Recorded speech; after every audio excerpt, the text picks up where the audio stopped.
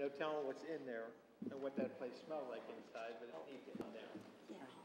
I'm just worried it's gonna collapse on a I'm child. worried about a child climbing in there. Yeah. Or somebody going up there and getting in there, and next thing you know, we need to get those things torn down. Why would we We're not, getting close. Those will probably go to sale within 3 or 4 months. Why would we not want a developer to buy that? Yeah, I would think property? they would torch it, or not torch We it. wouldn't want somebody to go in there and Demolish try to it. rehab it. Well, it's a neighborhood. No, I mean, it's, but wouldn't if someone came in and actually rehabbed it and it met code, wouldn't that be a good thing? You can't rehab oh, it. I don't know what the property is we're talking Yeah, about. you yeah, can't you rehab need to it. see it. No, it really, it's gotta be It's been demolished. empty, what, 15 If years it's still or a something? store, if it's still a structure. It needs to come down. It can't be rehabbed. It cannot Yeah. be rehabbed, Yeah, it's There are bad. 2 properties like that on Cowie Avenue. yeah. And It's been, So is this the one that used to be a store? Yes. Yes. no, Oh, what no? I'm talking about is across the street. Oh, The one I'm that's gonna- talking about the store. No, the store, we're in the process, but that's behind the property across the street on Cowie Avenue. Property on Cowie Avenue across the street from the old store will go for sale first. Okay, so I got you. But they're both the same situation. Oh, yeah, they're basically. both awful. And that's number 28 on our list is the one that's across from the store? What's the name? Williamson, No, Williamson is the store. the one's the 13,000. Johnson is the one across the street. Yeah, I did not get that paper somehow. I got it on my They email. both need to be raised. It's Oh, I printed it out. 13,100, it's number 14. Did you print it out? Yeah. Oh, okay. Yeah, then I've got it. Okay. So what's the cost to the city to tear it down and then buy the back taxes? Okay. I don't know what the back taxes are, but I can tell you that the property that was given to us on Woodward Avenue that we tore down, 24. All in was right up, between 20 and 24,000. Yeah, so it cost us about that to tear the one on Woodward down. So, if a builder, a developer bought it, why would we not want that? Right, so we're saying we would spend $24,000 to tear it down. I don't know how many thousands of dollars in back taxes, and now we've got an empty lot that will sell for $15,000? $20,000? It, Sounds like a bad investment to me. well, it's gonna cost you money. I'm not telling you you can buy it in and sell it and it be no cost to the city. It's You a can safety buy it for issue. basically no cost to the city, but tearing it down and reselling it to get your money back is, I'm not saying you're gonna make money on it. I'll guarantee you, you will not make money on it. Neither one of them. It's a safety issue. Well, the likelihood, I've had people look at it that flip houses that are at master commissioner sales, just looking at thing. They're not interested in it. So the likelihood that anybody's gonna bid it in besides the city is practically none. Okay. So it's just something you gotta do.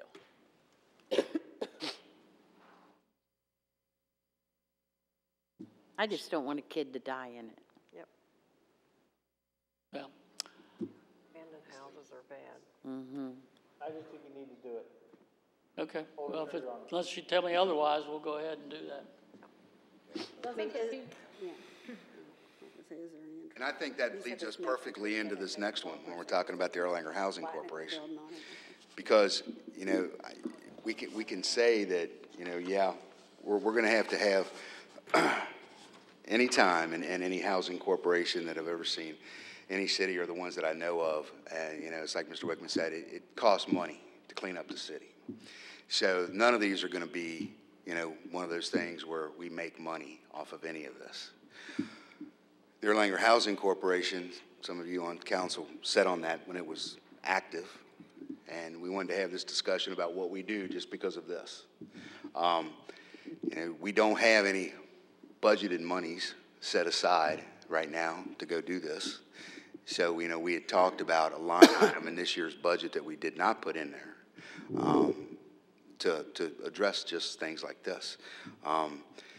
So what are the ups and downs of, do we buy these properties, or do we just go down and let a developer buy the properties? And I think if there's a developer, if we show up at the auction and there's a developer there that is actually bidding on it, then I think yes. I think you go ahead and allow them to do that. And if they're going to put the money into it, because then you got somebody to hold responsible at some point in time for the future codes violations that are there and having them get in. But then also they're going to have to pay us back our money. But the chances of those two properties, especially the two on Cowie, I think are pretty slim. You know, they're shotgun lots, number one. What you're going to be able to build on them is very limited, to be quite honest with you. And there's probably some other ones around the city, but when they crop up, we need to have some guidance about how to go ahead and do this from this body. So is that through, you know, do we try to bring back the Erlanger Housing Corporation, or do we make it just part of the Progress and Revitalization Committee and it's the committee of the whole? You know, how do we handle these things? You know, we saw from that, and one of our goals this year, and this is why I wanted to have this conversation, because we want to start setting some strategies and some goals to accomplish combating the blight in the city this next year. That was the main thing that came out of the visioning session that we had here. We're starting in the next year. It's time to budget money for that if we want to bring it back and we want to start a program to do these things. David Hahn and I went down to, I hate this microphone. David Hahn and I went down to Frankfurt last week or 2 weeks ago when we met with the Department of Local Government. I didn't make copies of this. I killed the copier making one copy of it. But you can get on DLG's website, go over to the left side, go down to grants, come up state and federal grants, and these are small city community development block grants, or what they're called. There's only a few entitlement cities in the state of Kentucky that get direct funding from this. Otherwise, we have to apply. There are several different programs that you can use. One of them is for housing. Housing can be one or two things. It can be redevelopment or rehabilitation. Redevelopment would be buying those properties, tearing them down, building new properties on them. And you would, I guess, draw out your area, and they usually say that it's probably no more than a 1 or 2 block area.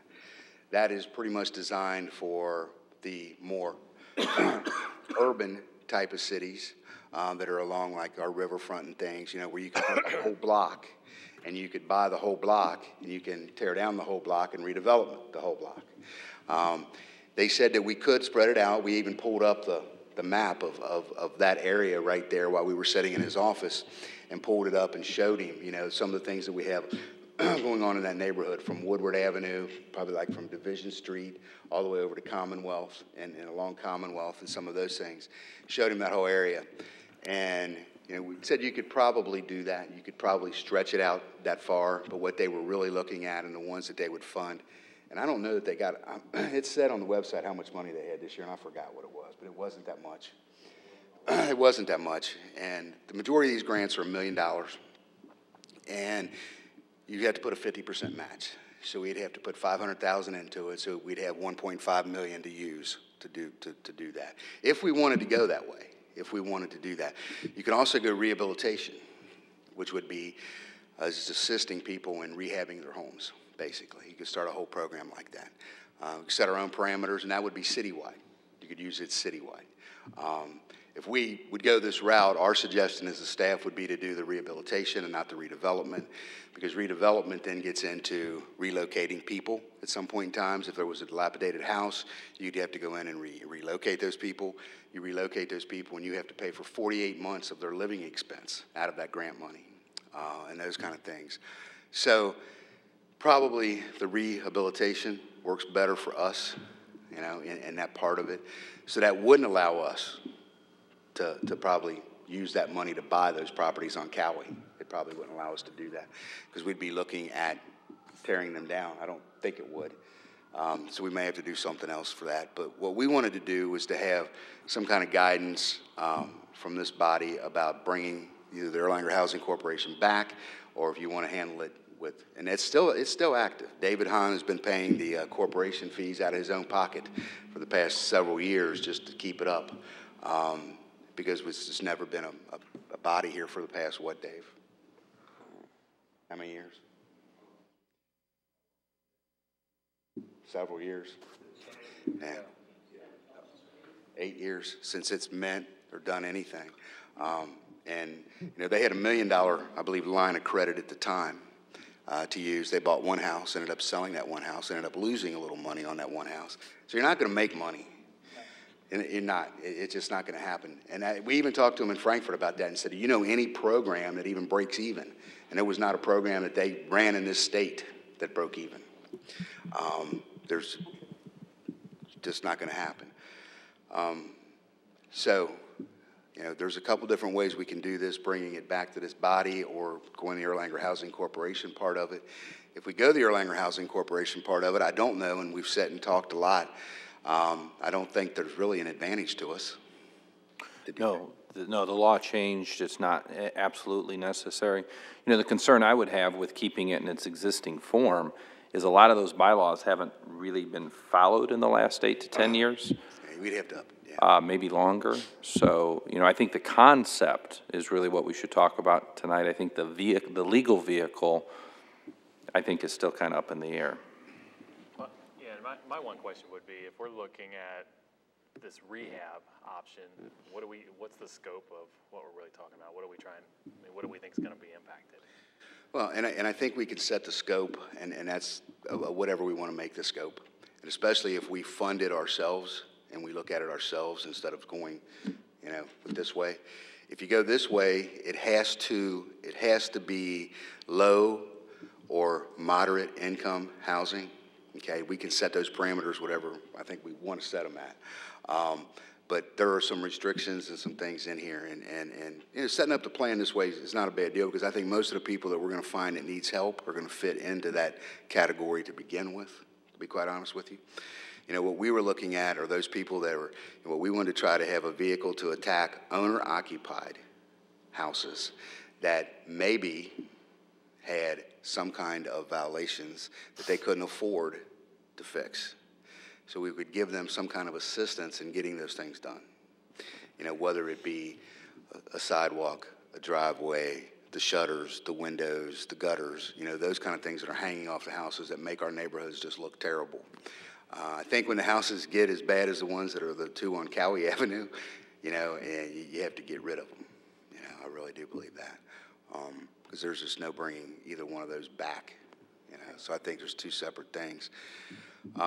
If we wanted to do this and go down this path, and we've talked a lot about it internally, and we would do the rehabilitation, try to set up the program for rehabilitation, and do it citywide, but set up those parameters.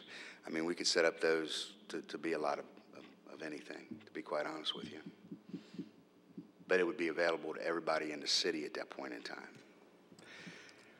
And they said that our chances of getting it funded were really good if, in fact, we would put a 50% match to it, because not many cities were willing to do that right now.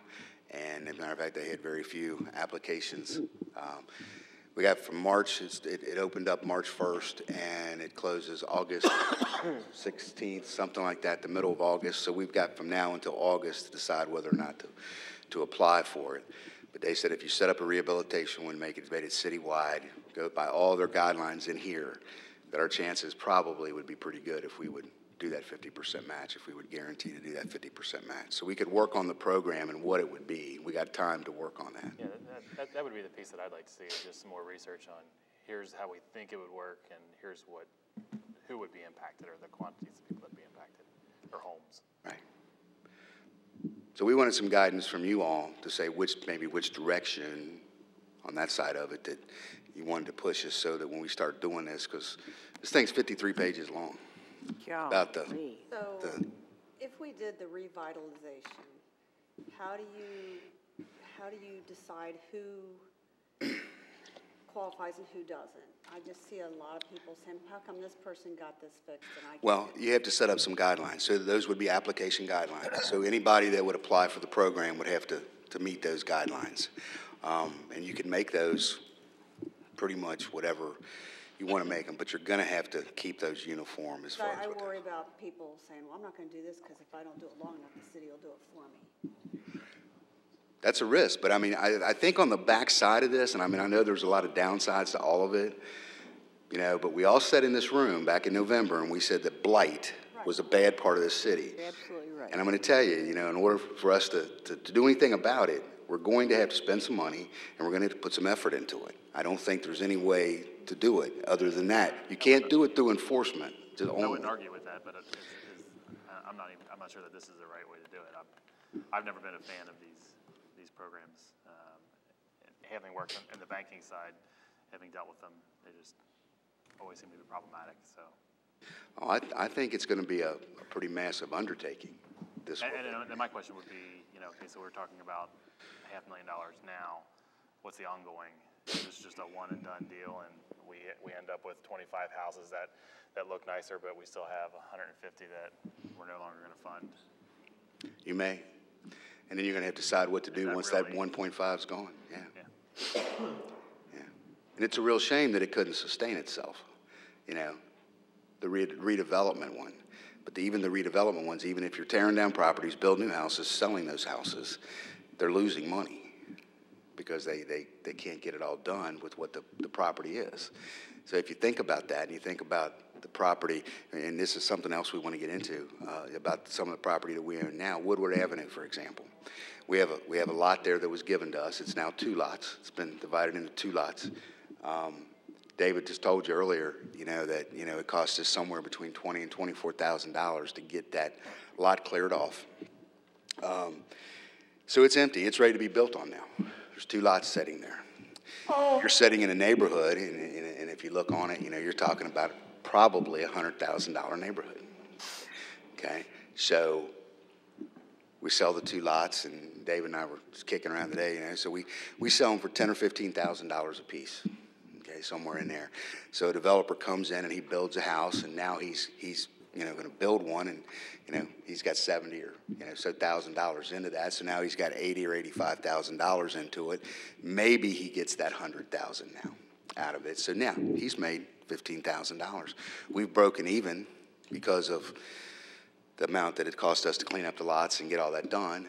So we've broken even with what we have. There's just not a whole lot of profit margin even in that, where that was given to us. We had no money up front whatsoever. The bank gave that to us. So, I don't think any of these, if you do the same 2 things on Cowie Avenue and do that, you're talking about the same price range. You're talking about the same thing right there. Housing's coming back a little bit now, so our property values are going up. But that's just part of the recession or whatever it is we were coming out of. What were the funding levels with it before? I think it was, the Erlanger Housing Corporation had $1 million line of credit. And I don't know which bank it was with, but that was the only thing they had. I don't know that any money, even though the city guaranteed that money, there wasn't any. And then I don't know, John was on it, so he could tell you more than I. What was the question here? The funding mechanism for the housing corporation before. David, we just got a line of credit. What bank was that we had that? Bank of Kentucky, and we used it to buy a house at foreclosure sale. And we were going to take it and fix it up, but we got an offer on it before we were able to even start working on it, and we thought we had an opportunity to get out of it real easy with a small loss, and we did. That's right when we first bought our first one, we started to buy a second one when the all hell broke loose and everything dropped out of the bottom. We decided we can't do anything because we can't afford to do this, because the money was going to cost us too much to go in and rehab and try to resell these houses. Because once you bought one, by the time what you put into it, you're not going to get out what you got into it. Especially our corporation, because we weren't large enough. But I could just see us. It was even we talked about buying the land up there at all that land back there. When we were going to buy all that land up there, and then somebody come in and bought it out from underneath us.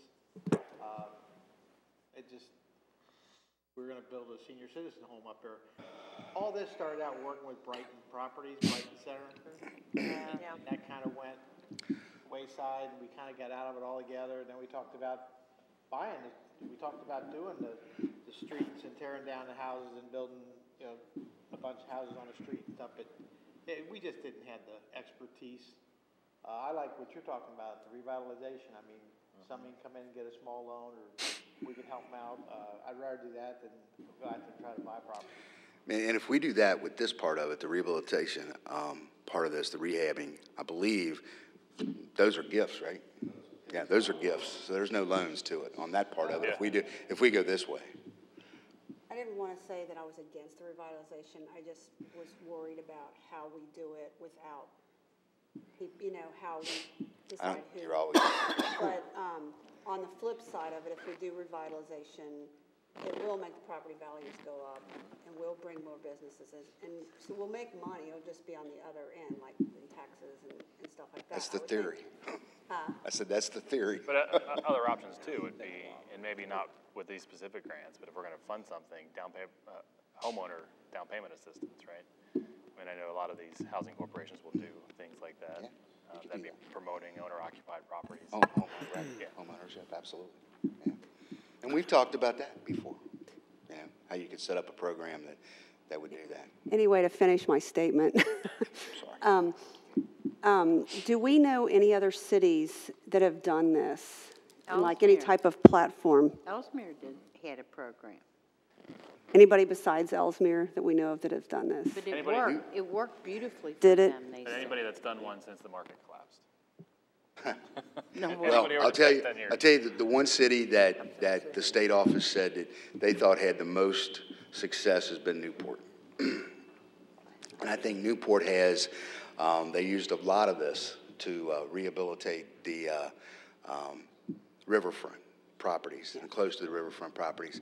Now those are very desirable properties. They were even saying they have a whole lot of young professionals now moving into those freshly out of law school, those freshly out of medical school and those kind of things, those young professionals that want to be down there in that atmosphere. And that's what's made that program successful, is because of the marketing aspect of being able to be down there where, you know, all that activity is now. And Newport, if you've been down there and driven down, you know, the amazing things that they've done on Monmouth Street and on the riverfront. it's I'm going to tell you, phenomenal. it truly is amazing what they've done. They've put a bunch of money into that.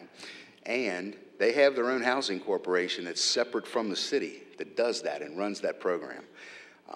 And I think when you get in those urban areas like that, especially Covington and Newport, you have those other entities that can come in there and do it. Cincinnati has done that down there where Montgomery Inn is on the river. I don't know if you've been down that way. Oh, it's Go fabulous. all the way out there and see what they've done to all those houses by Yeah, buying but they those got houses. something to look at, we don't. Well, I understand, but I'm just saying, they've done that, and it started out as part of a Cincinnati operation, it turned into a corporation that does that now. We do Fifth Third Bank does a lot of, I see a lot of them every day come across my desk, that we're doing mortgages on them, and to see what those houses are selling for is ungodly. Oh, I know. Yeah, and the city of Cincinnati Professionals.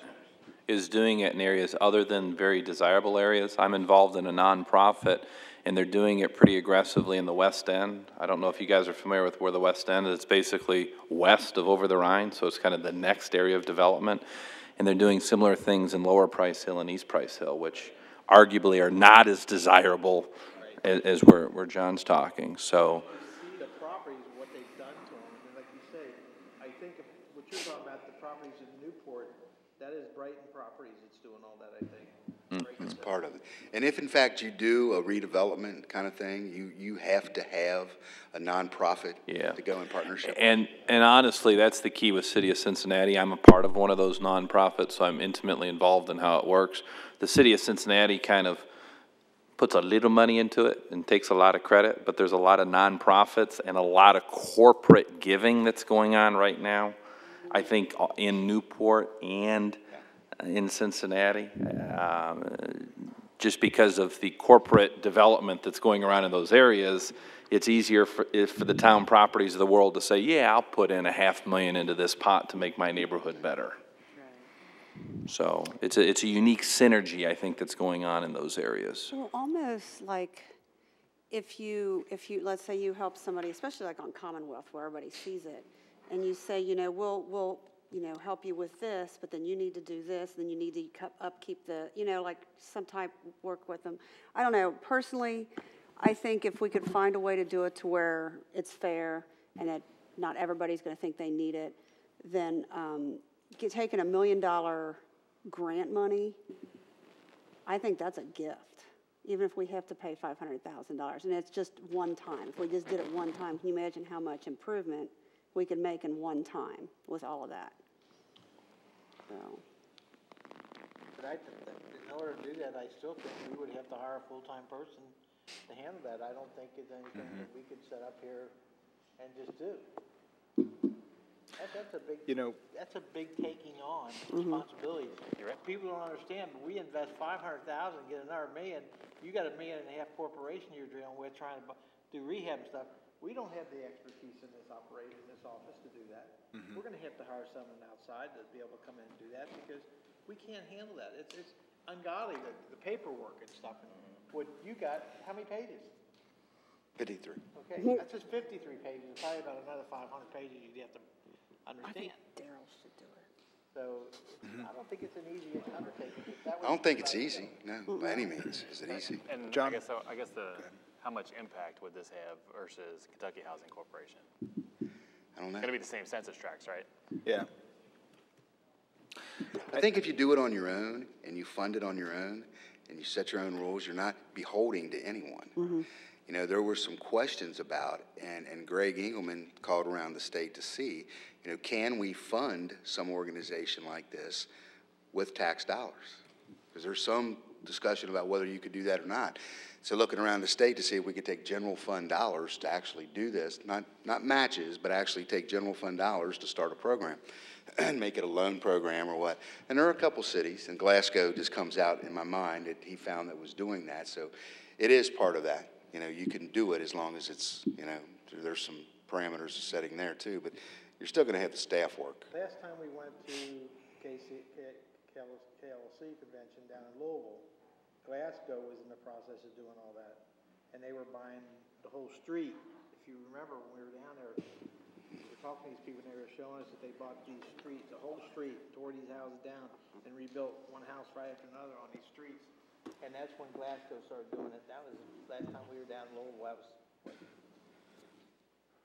that's a long time ago. Greg Sandel was on council then, so. So we want to go rehabilitation? I think if we're going to do it, I don't think we need the Or corporation rehabbing? anymore. And do it through here, and we'll set up some, if you guys have any ideas, David and I and the staff will come up with some kind of, I'm sorry, Mayor, I know you want to say something, go ahead. Oh, well, what I was going to say is, I'll be the first to admit, I've got a long way to go to wrap my head around this and completely understand it. And, you know, one of my questions here to Jack was, why does it have to be a corporation? You know, and one of the things that Jack explained to me was that really to create a vehicle for the grants. You know, a lot of the grant opportunities aren't necessarily available for a municipality.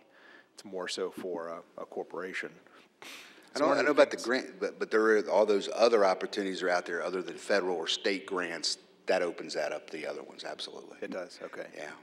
So my thought would be, you know, kind of along the lines of what John's thinking is, or at least what I think he's saying is, you know, maybe it would make more sense instead of trying to put money into the corporation, maybe more so try to help other people, you know, individual property owners with the grants, you know, if. Did you ever talk to Missy about that? Missy? What they interest, remember I told you they had a program in Ellesmere and I told you to talk to her Yeah, about it. I've heard about that, yeah. I don't know if I talked to Missy about it. I can or- tell you about And it. Mark's talked to me a lot about it as well. Yeah. That money was a long time ago, and the city of Erlanger used to be a direct grantee too for block funds. Oh, And I the city of didn't know Ellesmere that. took those block funds a long time ago, set them aside, and started that loan program, and it's a loan program. Yeah. And I think it's capped at $2,000. That's the max it can be. And the homeowner comes and applies for it. And they're not talking about much, because I think that pot of money is only like in that $20,000 range to make those loans, and then they have to pay them back to that pot. And that's how that pot's just kept going over all these years, is those people paying it back. Yeah. Yeah, but it's been successful. Oh, They've Missy had said several it was people use very it, whether it was, successful, and you know, everybody $500 paid here, it back. $500 there. I mean, we could look at, you know, you doing something like that. I mean, Yeah. that's the same I mean, part of this whole anything- program. Anything will help, I think. Yeah.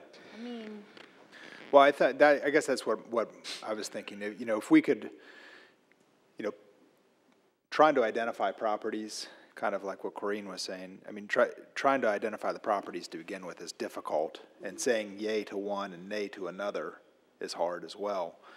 and you know, putting money into properties that we can't necessarily control what the market does or what the improvements, I mean, I guess we could have some control over what the improvements are, but we don't we're not necessarily going to get that money back unless it's spread out over taxes over a long period. I mean, it seems like instead of putting a lump of money of $500,000 in, you know, if that's every year or however often, seems like it would be, people could get more benefit out of it if we offered the service to help them get the money. Individuals can't apply for grants, so I don't know what do you? They can't. Then that's why I'm saying I've got a long way to go. No, that's why it has to go through that nonprofit. That nonprofit has to take ownership of it and do all that. That's why if we go that way with the other part of it, we'd have to partner with the nonprofit to run all that. And it has to be a nonprofit developer and all kind of things, builders. I mean, there's all kind of those things. That's why they partnered with Brighton before, was to do that. So. No, I think if we're going to go to homeowners, we're going to have to make that just like Ellesmere's program, kind of like that to do. And that's one of the questions, you know, and where we're going to get, you know, down to this next part, and that's it. How we'll just go into it. You know, how proactive does this council want us to be? Because we can go out here, and as you see, I mean, you know, giving you. What is there, 30-some in some 28 in some stage of foreclosure right now. And that's not all of the outstanding codes violations that are out there. I don't believe, is it? No. So, you know, when we start really getting proactive into this and start filing those foreclosures and start doing those things and continually citing people for these repeat violations or the violations that continue to exist, what point in time does it get to, you know, we got to give them another vehicle. There has to be another vehicle, I think, available to us to be able to help people make those repairs if they can't do it. Now, if they just don't want to do it, there's a whole difference to that one, I think, too. But, I mean, if we walk up to somebody and say, hey, you know, we're talking about driveways, talking about sidewalks. I mean, you know, if you walk around this city, you know, you're going to see things that you don't see driving. And it's amazing that some of the disrepair, some of those things are in. So we go and we start really enforcing that. Where does it lead and what's it do? You know, this paper won't have 28 on it any longer. You know, it'll be 128. Right. So if you don't have something to say, hey, we're going to help you fix this sidewalk. We're going to help you fix this gutter if you can't do it. I would disagree that we need to help them. I think sometimes people just need a kick in the ass, and it sucks at times, but I'm sorry. But it's true. I agree. You know, I mean, how many times you say, I'm going to punish you, I'm going to punish you, I'm going to punish you, I'm going to punish you, but you never do it. And then, you know, well, they're not going to do anything. Why would I bother? Well, but at some point, if we foreclose, they're gone. Somebody else is in. And, you know, we've spent a little bit of money to make it better. But the whole point is cleaning up the city. And I think that, you know, there has to be something other than enforcement. I think there has to be another tool available somewhere. Maybe not, you know, because what we've seen, you know, I don't know how many of you guys write a year. I don't know how many it is you write a year, you know, and how much, and, you know, some things we're just not having luck on. And if, in fact, there are places like 811 Stevenson Road or the two places on Cowie, you know, we have to be able to go get those properties somehow. I'm going to tell you, if you look at this list, and I know these houses, and I haven't been out there in a long time, you know, look at the one that's on Cascade, that second one, the Bushes. How long have we been dealing with the Bushes? I don't have this list. Oh. It's online. It's on your email. I just printed it. Here, Tyson, you can have mine. Mark, what about the houses that aren't on the list? I went after school today, I went and drove 10 minutes and I found 4 violations. And I'm like, why aren't we doing something about these houses? Does somebody have to actually come up to this? Do I have to come up to the city and say, hey, I'm complaining, I'm a citizen? I'm sorry, I missed that first part. Well, I'm saying there's a lot of houses that are in violation, and it just seems like everybody's just turning their heads to it. I don't know what's going on. Maybe I'm blind or something, but the bathtub has been taken care of, and thank you to whoever did that. Hallelujah. But now, okay, and there's that, another one right down the street. I took pictures today. I'm gonna email them to all of you. There's a house on Stevenson that it was a rental and it was torn up. And so the gentleman who owns it put mattresses out on the road. They were there for months and nobody says anything, nobody does anything. So I don't know, finally, I haven't seen the mattresses on Well, I Stevenson, but mean- please, if somebody sees that and don't, I mean, I you can't gotta call understand us and why let people us aren't know seeing that. this. Why am I the Yeah. only one seeing this? I No, took I saw the pictures. mattresses. The mattresses are now in I'm the telling you, those garage. guys drive They're down still Stevenson Road every visible day. from the road. It looks like Hillbilly City. And then I drove down to 811 Stevenson. He has a truck with no license on it, and it has garbage in it. That's a health hazard. I'm- He can't feasibly cite any longer because we're not gonna get back the money that we've already. Who do I need to That's- talk to about that? Because there's You can't do anything rats on about it that until it gets property. through this foreclosure and we take ownership of the property.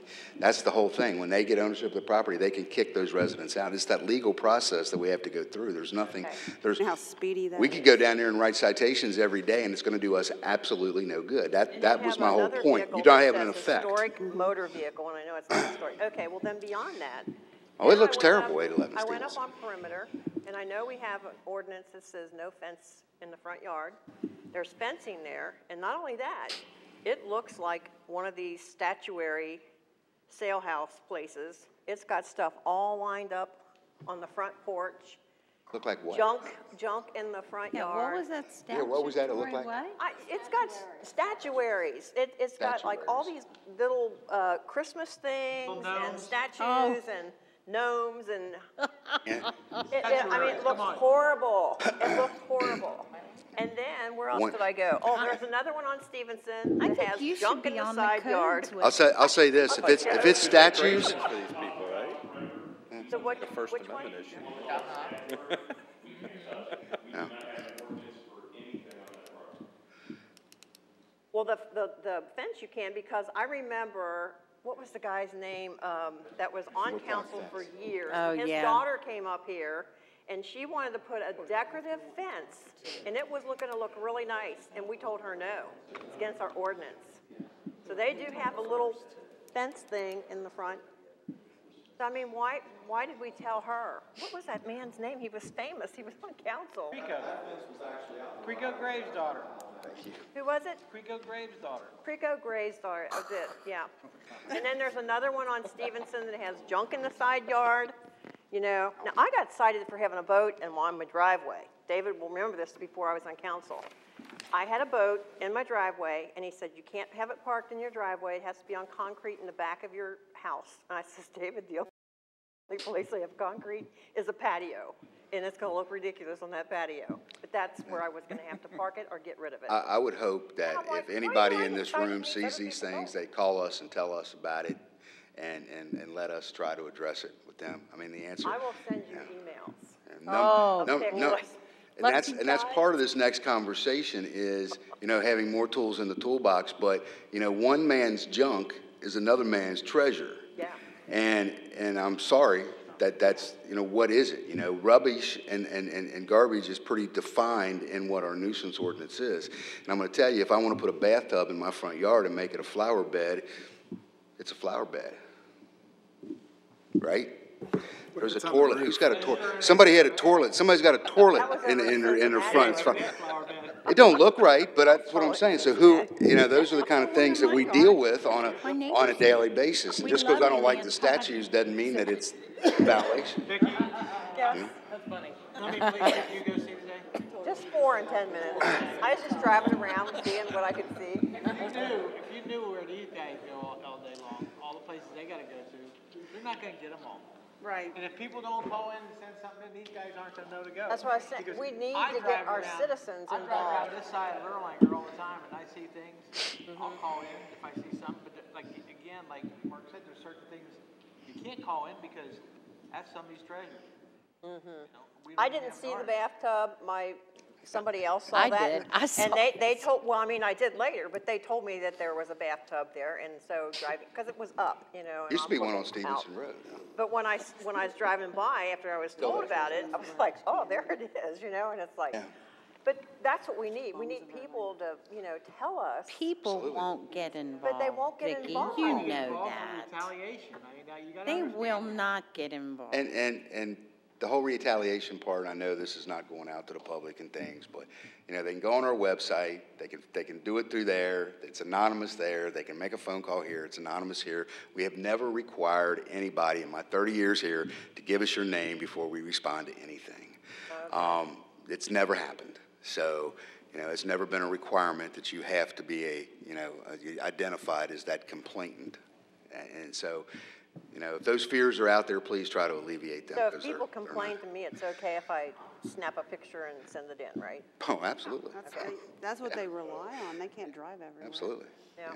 Yeah. Because people keep, why is the city not doing anything? I said, guys, I don't know. Maybe they don't notice it. I don't know. No. Part of the problem is too, is the process. You're talking about the mattresses, we cited that guy. Okay. Our process though requires, I mean, once we get a complaint, let's say you call in tomorrow and give us a complaint. Takes so many We go days. check it. We make sure that because we get, you wouldn't believe it if people tell us that it's not there, but it happens. But we go check it, make sure it's a valid complaint. If it is, we write a citation. Unless we say it's false people, but let's say we write a citation. We got to wait 8 days before we can do anything. So 8 days for 7 days. That's stuff that's actually right. Right. I understand that, yeah. They don't do it in the 7-day process. Then, depending on what it is, if grass or rubbish, we can take care of the problem, but we have to call Rick, tell him to go take care of the problem, if he gets to it, maybe 3 or 4 times. If they do take care of it, then it's done. That's part of the problem is it's our process too. Well, do you know who took care of the mattresses? The homeowner. No. My principal who lives next door. He got so fed up with it, yeah, David Oddie. He picked them up, put them in his pickup truck, and hauled them over to school and put them in their dumpster. Yeah, I know. I wouldn't touch anybody's mattresses. But, not gonna What happen. if there's not many stains on it? No. Yeah, that was a Doesn't rental. matter. Yeah, that was a rental, and I don't They think the know person how. is there, and that's probably. They haven't paid the bill or it's not wrapped right. Yeah, Wasn't there a criminal complaint that the mattresses were missing? yeah, Do what? okay. So, Was there a criminal complaint that the mattresses were missing? I know. I told him, I did tell him the next Just day. ratted The him mayor, out. the mayor is mad. He wants to know who dumped those mattresses in the city dumpster. I told him that. He said, no, I dumped them in the school dumpster. I said, okay. So, So, along those lines, about doing that and needing more tools, I want to get to that part of it, but there are a couple things that we kind of want a direction on here. You know, we've got the Woodward property, we've got the property on Houston Road, we've got the property at McAlpin and Dixie. You know, what kind of direction from this council that, you know, do we start marketing this property? We got the property down at 710 Lower Erlanger Road that we just bought the Blacks property. We're looking at some options of maybe trying to get some things, and David's working with with Duke and doing some things on that one. But you know, we had talked a lot about trying to figure out a way to market those properties and do some things. So, you know, looking at any suggestions, you know, from council, you know, how do you want us to proceed? You know, we could put out RFPs and to developers and say, hey, you know, give us a proposal, you know, and tell us what your proposal would be for this property. And maybe then at some point in time we look and, you know, if you got 2 lots and we've got $24,000 into them on Woodward Avenue, you know, and we get our money back out of that, and we've got a developer that would come in there and hopefully go down and build single-family homes that would be owner-occupied. You know, if we could hold, you know, them in that RFP to something like that to get that guarantee. We've got tax dollars coming in then, and we've got that. We've recovered our money and doing some things like that. Do we put them in the hands of a realtor? I mean, there's been some discussion about that. Do we put them in the hands of a realtor and say, you know, try to sell it? You know, do we do this? you have to pay a percentage, right? Huh? Realtor, you have to pay a percentage. And you don't have any control probably unless you, An RFP, you would, I'm not sure what that it'd is. be a request for proposal and let developers give us proposals on what they propose to do with the property. You know, and then we could look at them later on. The lot at McAlpin and Dixie is a prime one. if we sent it out to a few developers and said, hey, give us a proposal for this lot, you know, because what we would ideally like to see is some kind of commercial, I think, you know, entity there. Have we been contacted about that property? Yeah. I don't understand you do initials. I'd say sell them as fast as you can, but. Yeah, I mean, put it out there. If we, Well, we've if already we got don't all like $3 it, we stores can in always there, say no. There's none left. Well, we have Dollar Tree. So, so your idea would be put together an RFP and then list the different properties? Yeah, and I think probably one for each one.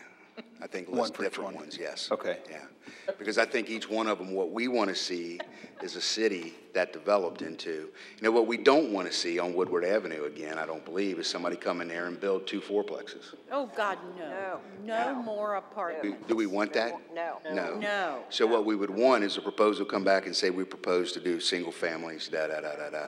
And maybe we could put some kind of deed restrictions on it to say something about, you know, it has to be owner occupied for the first 5 years or something like that to encourage that home ownership. I mean, I think there's all kind of creative ways that you could you know, probably look at it and, you know.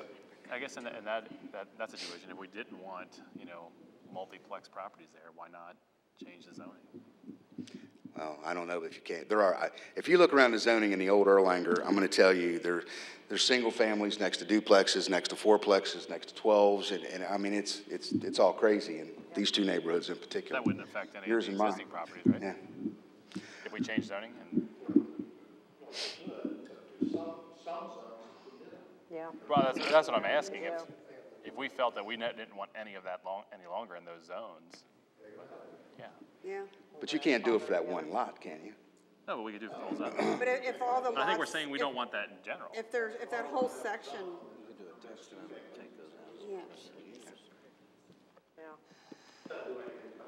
Well, No, but and it makes it easier to just sell the lot. And just, but you're saying you want to sell them and not have any control over what goes in there. You don't want to have any decide about the development of that part? I wouldn't. That's me. If it's sold for fair market value. Yeah. It doesn't matter to us. I think that what we're going to be seeing, especially the more and more of these we get, Lower Erlanger Road in particular, that property has been vandalized, I don't know how many times, Rick? 2 times in the last week and a half. We've got it chained, we've got it boarded, we've got no trespassing signs all over the place, and it'll cost us probably $50,000 to get those buildings tore down. Now, do we spend $50,000 to get those buildings tore down, or do we just, you know, keep boarding them up as best we can? Fire department loves practice. You could let them go in there, and I don't know that they can burn it. They've been practicing. They can't burn it. Oh, why?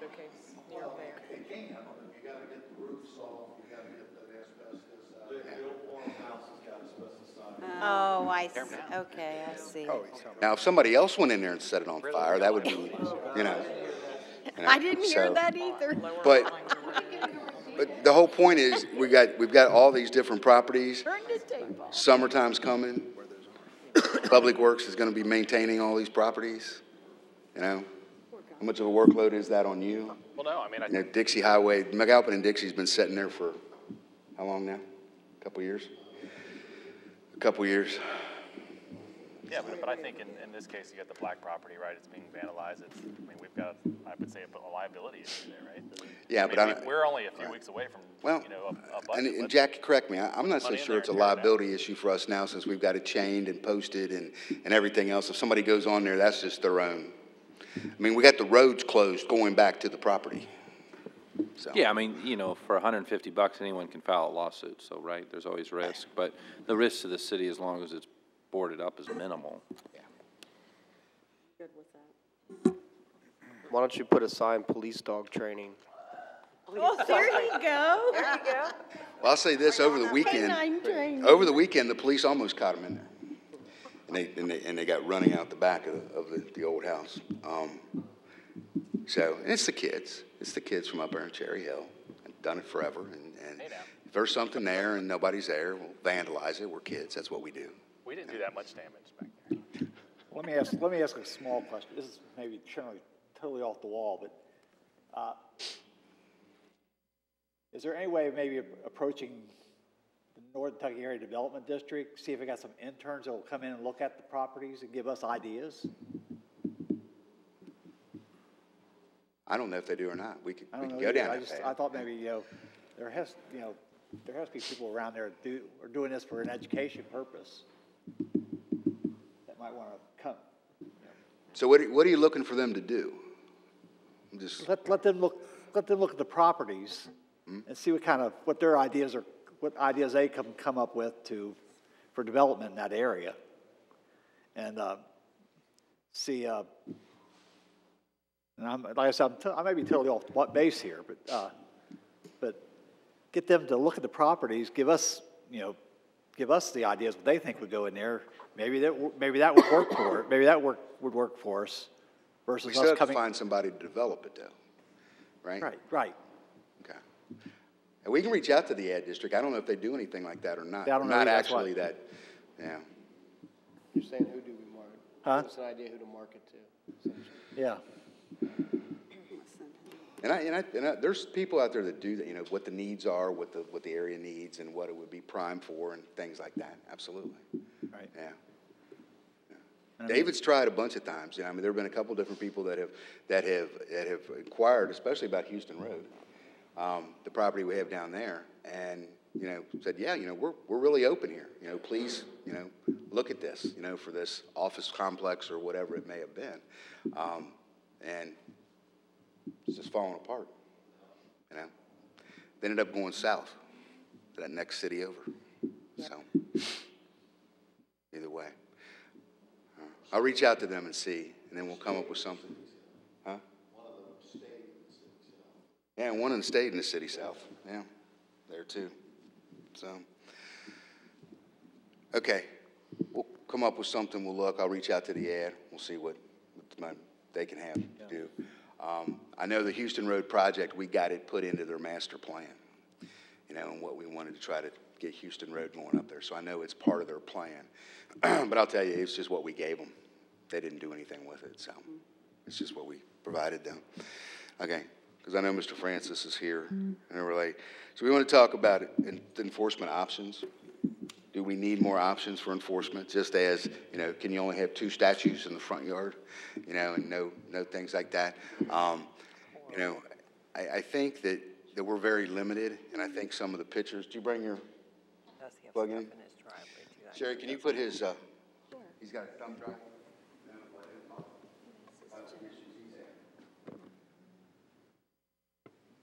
Thanks for your patience. You've given me a whole new idea about what you do with your lives. Depressing, isn't it? We're here several times a month. I don't think I'm going to run for office anytime soon. My name is Dan Francis. I live 8 houses down from the corner here on the right in the White House. My concern is not ownership. You've talked a lot about that tonight, but it is occupancy.